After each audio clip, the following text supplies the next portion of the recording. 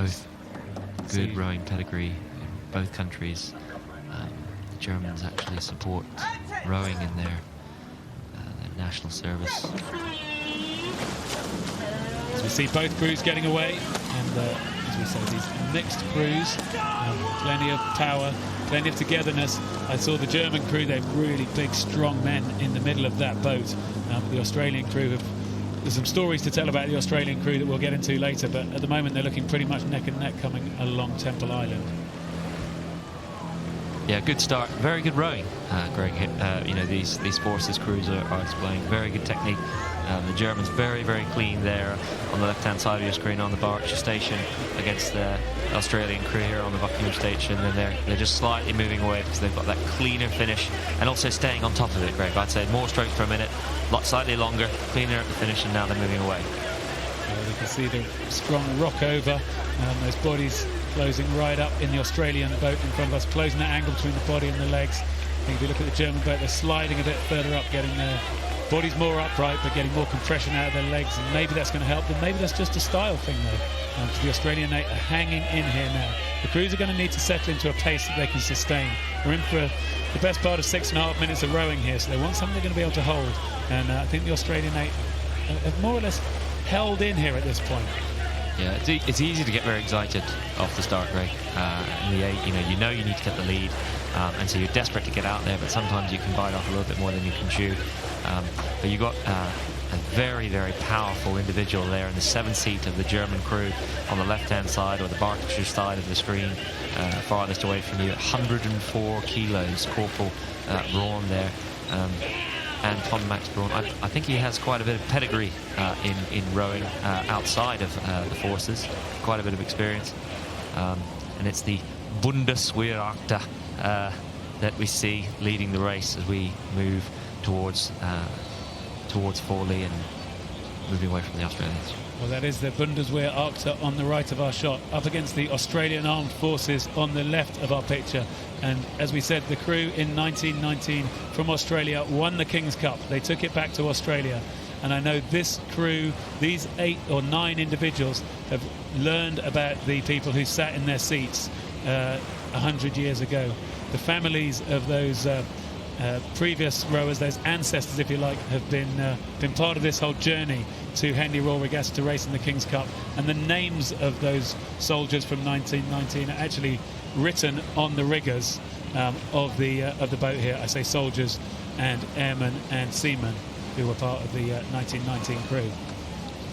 Yeah, fantastic history, Greg, but also a real testament to to be able to both be rowing here 100 years later and the way we are now. Absolutely, and here we are now, and it is the crew from Germany who are looking to try to get some clear water on the crew from Australia. But the Australian crew look spirited. They've got all that emotion behind them, all those relationships, those families they've spoken to, those experiences they've had, those stories they've heard about the lives that were lived by the people who rowed in this boat in 1919.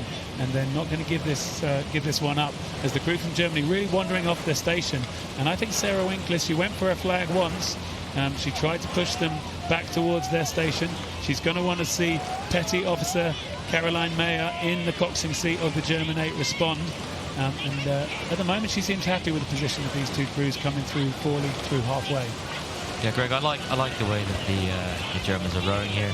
You can see the Australian flag and the German flags on the bows of their boat there. But I like the way that Germany are rowing. They're very horizontal, as we've been talking about this morning. Not missing much at the beginning of the stroke. But the Australians are coming back, Greg. They're coming back right now. The Australians are coming back. The Australians are looking like they're pushing in this third quarter. Third quarter of the race, they're up at 39 strokes a minute. The Germans at 38 strokes a minute. So this one is certainly not done yet.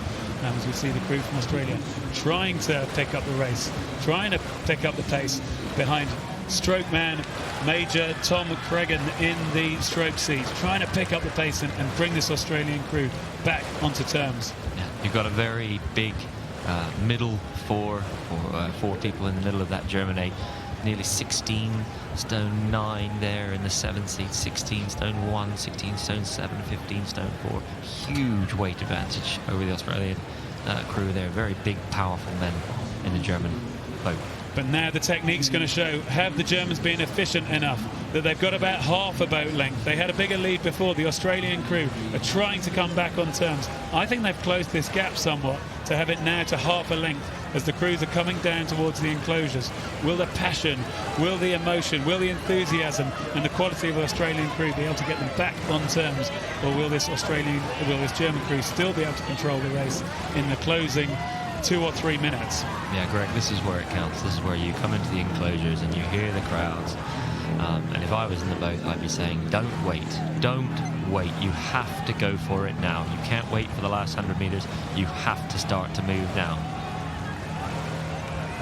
So Sarah Winklis has warned this German crew to get back towards their station.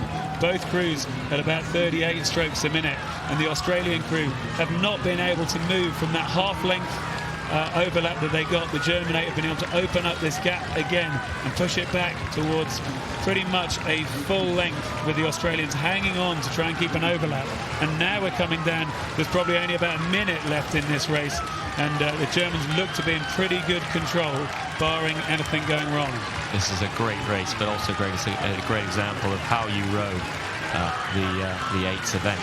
They got that lead in the first 250 meters, and that's basically what the margin's been the whole way down. You have to dare put everything on the line at the beginning, and then just hold that speed. And I think Germany are going to cross the line just a length ahead. Well, there was strength and power from the German crew. They got the boat up to speed quickly. They got away well, and they crossed the line here, just about a length ahead of the crew from Australia, who now come across the line, and they'll be disappointed, but they should feel proud about what they've done today, how they came back in the middle of that race. But we'll see confirmation of that win in the semi-final of the King's Cup from the Bundeswehr from Germany over the Australian Defence Force of Australia.